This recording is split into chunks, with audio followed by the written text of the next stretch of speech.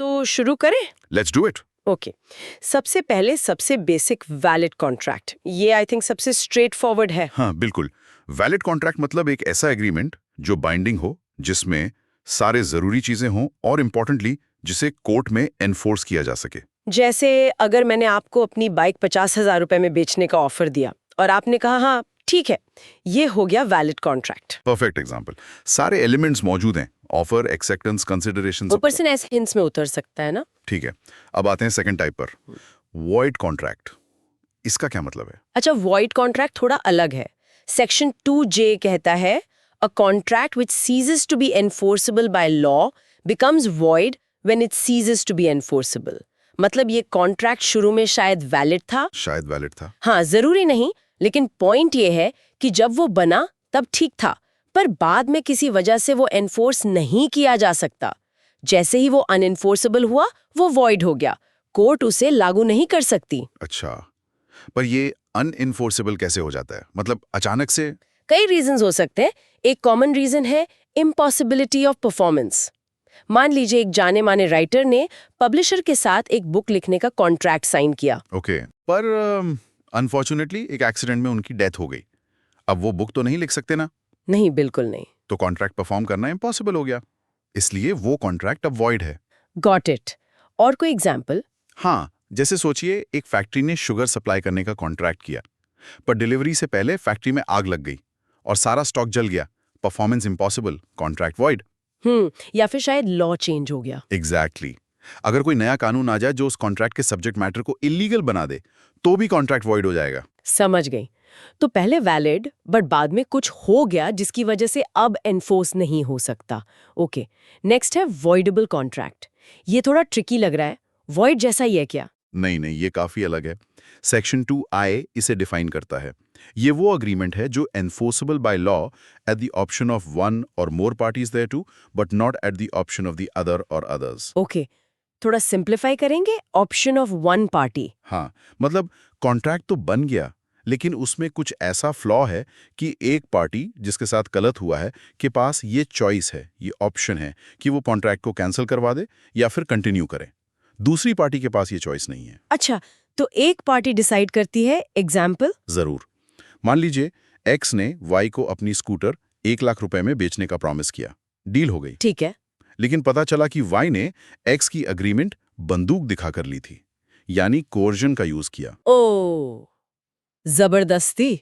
हाँ, तो यहाँ एक्स जिसके साथ जबरदस्ती हुई वो एग्रीव्ड पार्टी है। हाँ। अब ये कॉन्ट्रैक्ट एक्स के ऑप्शन पर वॉइडेबल है। वो चाहे तो कोर्ट जाकर कह सकती है कि मेरी कंसेंट फ्री नहीं थी, इसे कैंसिल करो। और अगर एक्स कुछ ना कहे तो, या एक्सेप्ट कर ले? अगर एक्स एक्सेप्ट कर लेता है या रीजनेबल टाइम में कुछ नहीं करता, तो कॉन्ट्रैक्ट वैलिड बन जाता है। सारी पावर एक्स के पास है। अच्छा, वाई के पास कोई ऑप्शन नहीं है। इंटरेस्टिंग। तो ये वॉइडेबल कब कब होता है? सिर्फ कोअर्जन में? नहीं, कोर्जन एक रीजन है। हाँ। और भी है। पहला तो मेन रीजन यही है कि जब पार्टी की कंसेंट फ्री ना हो। अच्छा। मतलब कंसेंट ली गई हो कोर्जन से, हाँ। या अनड्यू इन्फ्लुएंस से, हाँ। या मिसरिप्रेजेंटेशन से, या फिर फ्रॉड से। ओके, कंसेंट फ्री नहीं थी। हाँ। और दूसरा, जब एक पार्टी दूसरी पार्टी को अपना प्रॉमिस परफॉर्म करने से रोक दे, वो भी वॉइडेबल बना सकता है। ठीक है। और तीसरा, जब कॉन्ट्रैक्ट में टाइम इंपॉर्टेंट था, मतलब काम एक स्पेसिफिक टाइम में ही होना था, लेकिन वो उस टाइम में नहीं हो पाया। जैसे घर का कंस्ट्रक्शन 6 महीने में पूरा होना था, पर नहीं हुआ। तो जिसका घर बन रहा था वो कॉन्ट्रैक्ट को वॉइडेबल डिक्लेयर कर सकता है। हाँ, वो प्रॉमिस ही है, तो उसके ऑप्शन पर कॉन्ट्रैक्ट वॉइडेबल हो जाता है। तो वॉइड और वॉइडेबल में मेन डिफरेंस क्या हुआ फिर? थोड़ा क्लियर करेंगे? Good question. देखिए, वॉइड कॉन्ट्रैक्ट को कोई भी इन्फोर्स नहीं कर सकता। वो शुरू से ही, अगर वॉइड अब इनिशियो है या बाद में, कंप्लीटली डेड हो जाता है, लीगली स्पीकिंग। ओके। जबकि वॉइडेबल कॉन्ट्रैक्ट तब तक वैलिड रहता है जब तक अग्रीव्ड पार्टी उसे कैंसिल ना कर दे। अगर वो पार्टी उसे रिसेंड नहीं करती, तो वो फुली वैलिड और इन्फोर्सेबल है। पावर सिर्फ अग्रीव्ड पार्टी के पास है। गॉट इट, क्लियर हुआ। अब आते हैं इलीगल कॉन्ट्रैक्ट पर। ये तो नाम से काफी क्लियर लग रहा है। हाँ, इलीगल मतलब गैर कानूनी। ये वो कॉन्ट्रैक्ट है जिसे कानून बनाने से ही मना करता है। It's forbidden by law. तो कोर्ट इसे इन्फोर्स नहीं करेगी, राइट? बिल्कुल नहीं। कोर्ट ना सिर्फ इसे इन्फोर्स नहीं करेगी, बल्कि इससे जुड़े हुए जो दूसरे अग्रीमेंट्स होते हैं, कोलैटरल अग्रीमेंट्स, उन्हें भी इन्फोर्स नहीं करेगी। कोलैटरल अग्रीमेंट्स मतलब उस मेन इलीगल कॉन्ट्रैक्ट से रिलेटेड साइड अग्रीमेंट्स। जैसे अगर ए ने बी से स्मगल्ड गुड्स खरीदने का कॉन्ट्रैक्ट किया जो इलीगल है, और सी ने बी को उस परचेज के लिए पैसे उधार दिए, ये जानते हुए कि वो इलीगल काम के लिए है, तो ए और बी का कॉन्ट्रैक्ट तो इलीगल है ही। सी भी बी से अपने पैसे लीगली रिकवर नहीं कर सकता क्योंकि सी का loan agreement collateral to an illegal contract था। वाओ, ओके, तो सब कुछ टेंटेड हो जाता है।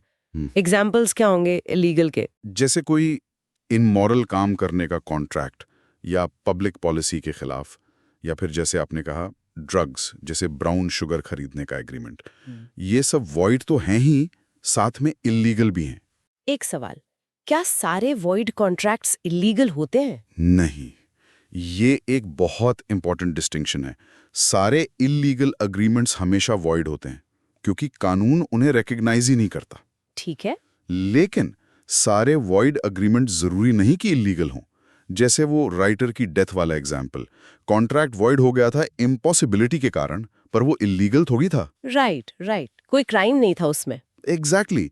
और एक फर्क, इलीगल एग्रीमेंट्स में पार्टीज को अक्सर सजा मतलब पनिशमेंट भी हो सकती है, वॉइड एग्रीमेंट्स में जनरली ऐसी कोई पनिशमेंट नहीं होती। और कोलैटरल एग्रीमेंट्स वाला पॉइंट याद रखिएगा, इलीगल के साथ जुड़े सब वॉइड। बिल्कुल, ये क्लियर हो गया। Okay, final type, unenforceable contract. ये क्या है? इलीगल जैसा? नहीं, इलीगल नहीं। अनइन्फोर्सेबल कॉन्ट्रैक्ट बेसिकली सब्सटेंस में ठीक होता है, मतलब एग्रीमेंट सही है, टर्म्स वैलिड हैं, सब कुछ ठीक है फंडामेंटली। तो फिर प्रॉब्लम क्या है? अनइन्फोर्सेबल क्यों? प्रॉब्लम आती है किसी टेक्निकल डिफेक्ट की वजह से, कोई कानूनी फॉर्मेलिटी पूरी नहीं हुई। जैसे कुछ कॉन्ट्रैक्ट का रिटन होना जरूरी है, जैसे इमूवेबल प्रॉपर्टी की सेल का एग्रीमेंट।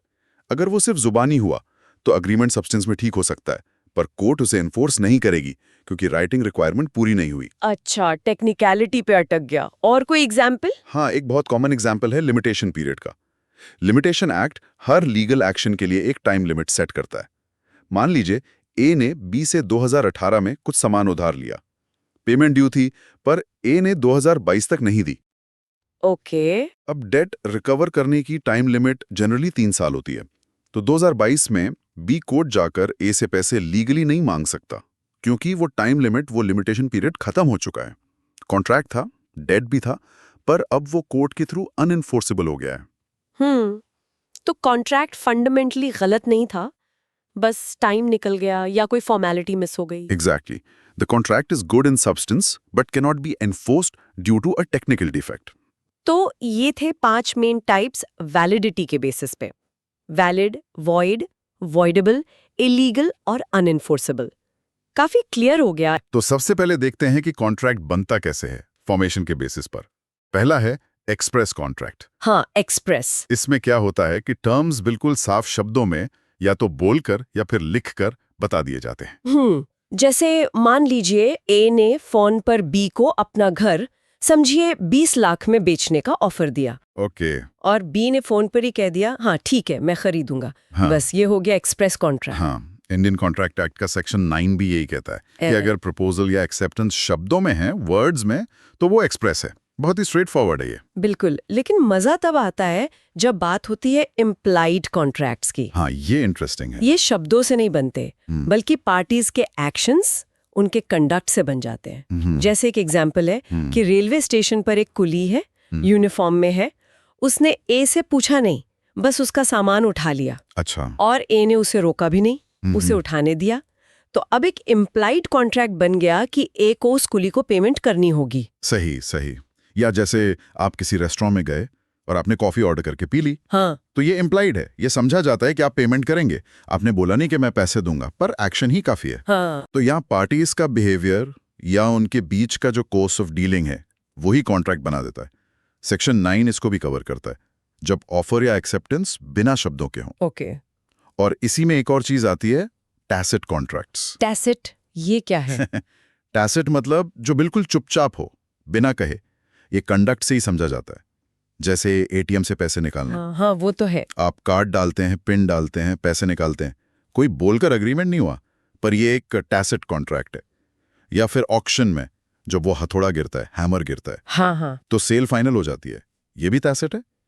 तो ये एसेंशियली इम्प्लाइड कॉन्ट्रैक्ट का ही एक रूप है। कमाल है। मतलब एक्शंस भी लीगली बाइंडिंग हो सकते हैं बिना कुछ बोले। बिल्कुल।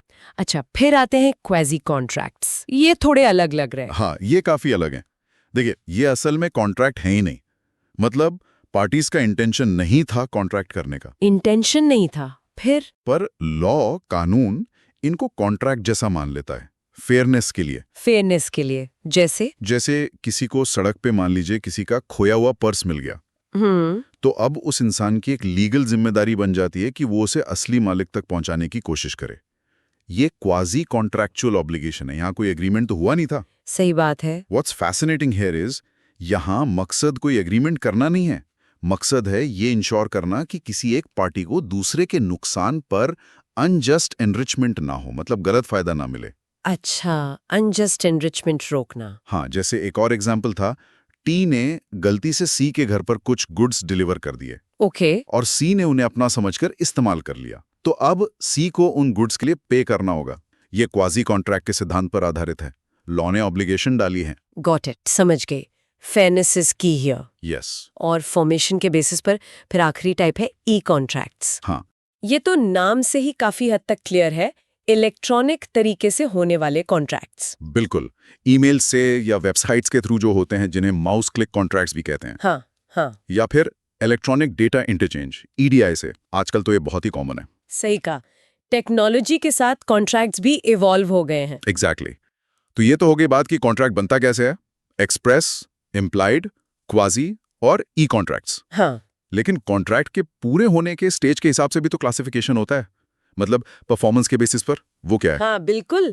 परफॉर्मेंस के आधार पर दो मेन टाइप्स हैं। पहला है एग्जीक्यूटेड कॉन्ट्रैक्ट। एग्जीक्यूटेड मतलब हो गया। हाँ, एग्जीक्यूटेड मतलब जो पूरा हो चुका है, जिसमें दोनों पार्टीज ने अपना अपना काम कर दिया है जो कॉन्ट्रैक्ट में तय हुआ था। ऑब्लिगेशन खत्म, परफॉर्मेंस डन। जैसे मैंने दुकान से कैश देकर चीनी खरीदी, मैंने पैसे दिए, दुकानदार ने चीनी दी, बात खत्म। Perfect example. ये एग्जीक्यूटेड कॉन्ट्रैक्ट है। ओके। यहाँ जो कंसीडरेशन है, मतलब जो बदले में मिलता है, चाहे वो कोई काम हो या कुछ ना करने का वादा, फॉरवेरेंस, वो दोनों तरफ से पूरा हो चुका है। Transaction complete. ठीक है। और दूसरा टाइप? दूसरा है एग्जीक्यूटरी कॉन्ट्रैक्ट। एग्जीक्यूटरी मतलब जिसका एग्जीक्यूशन अभी होना बाकी है। अच्छा, जो अभी हुआ नहीं है। हाँ, यहाँ दोनों पार्टीज या कम से कम एक पार्टी को अपना काम फ्यूचर में करना है। ऑब्लिगेशन अभी आउटस्टैंडिंग है।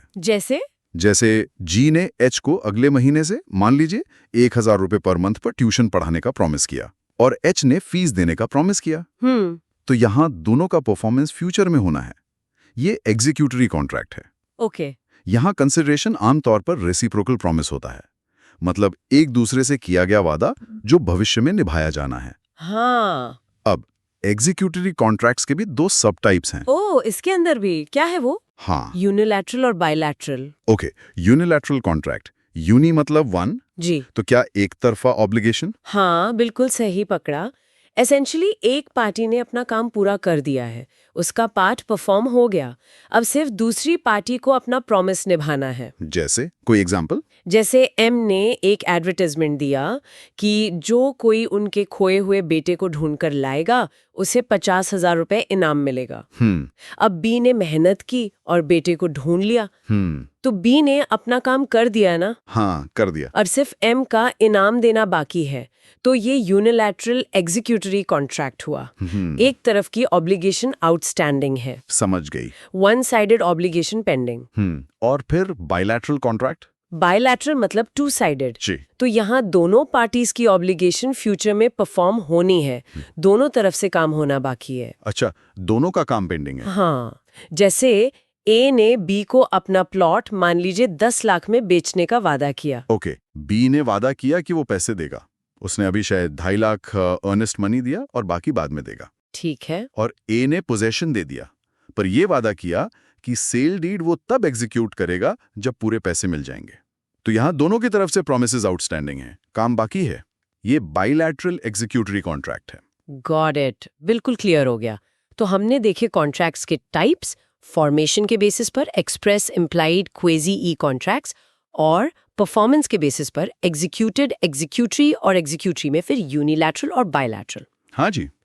सो what does this all mean? मतलब ये सिर्फ लीगल जार्गन नहीं है, ये हमारी डेली लाइफ के जो लेन देन है उनका स्ट्रक्चर है एक तरह से। बिल्कुल।